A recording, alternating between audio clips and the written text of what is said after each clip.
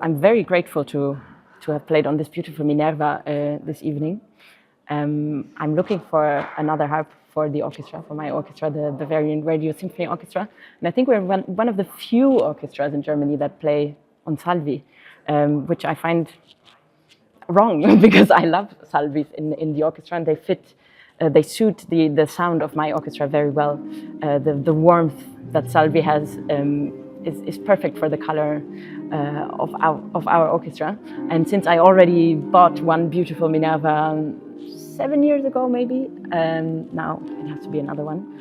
I tried a lot of Iris as well. I think they are beautiful instruments, fantastic. They are so well balanced. And sometimes I think I even prefer them to play as a soloist because it's not always better when it's bigger. But of course, in an orchestra, to come through in a modern orchestra is difficult as a harpist.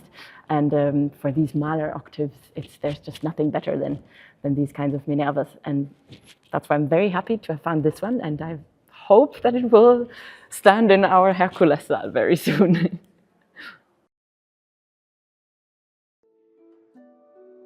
It's not easy to play in front of a harpist audience, obviously. I think the last time I did it was in ARD competition, and that's a long time ago. And that was nerve-wracking. And it was also nerve-wracking today, but it's also beautiful because you have an audience that understands things that other audiences don't understand. And maybe they also forgive things that other audiences don't forgive.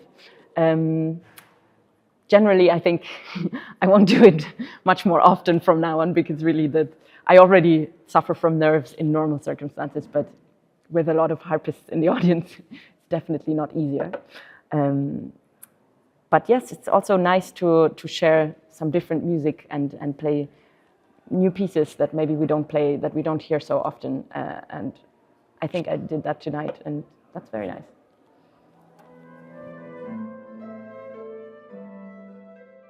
So for young harpists, if I had to give a piece of advice to myself as a young harpist, I think it's very important to get to know much more music than the one that we actually learn during our studies as early as possible. I understood that later, but I'm very glad that I did understand it. And I think the biggest parts of what I learned came afterwards, after my studies, through amazing musicians that I got to meet and that I got to play with, and my orchestra. And it is so important that we know there's not just Handel concerto, there's not just Sporfantasie, there's not just Fauré. There's so many pieces by these composers as well, but also by other composers.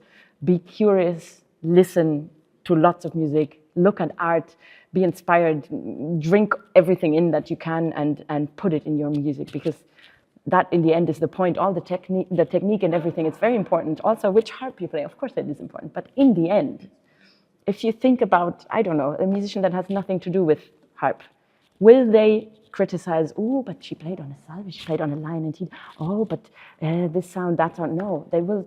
This is important for us to work on in order to make the music come alive. But I think it's really good to stay hungry and to keep looking for things to get inspired by and stay extremely curious.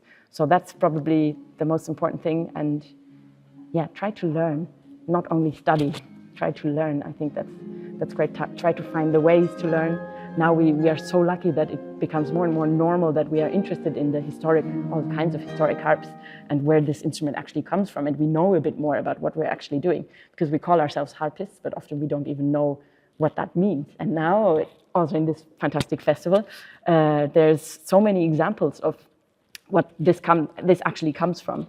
And we live in a time where you have the most beautiful recordings of Baroque orchestras, Baroque musicians, and this is one of our biggest treasures of music, and one that is very useful for harpists as well, because there's lots of music that we can play that is unbelievably beautiful on our instrument. So this would be maybe my advice to any young harpist.